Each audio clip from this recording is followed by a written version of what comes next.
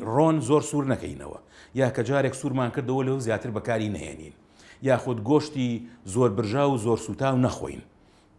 یاخود خۆمان دوورخێنەوە لە بەکارهێنانی خواردنە پرۆسەسکراوەکان بە تایبەتی ئەوانی کە ڕۆناوین. بێگومان ئەم ڕۆنی کە ئێمە بەکارهێنین هەندێک جار ماوادی حافظی تێکرێت ئەو مادە حافظانی کە ئەتوانێت ئەلکترۆنێک ببەخشێت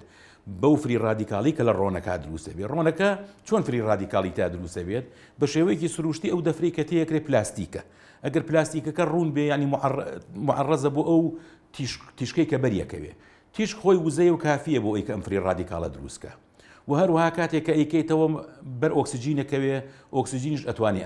ئەم فری ڕادیکاڵی پێ دروستکە و لە کاتی سوورکردنەوە لێنانیشە گەرمی ئەیەتێ گەرمیەکەش دیسان سەرچاوەیەکە بۆ ئەوە. خۆ ئەگەر هاتوو ئەم زەیتە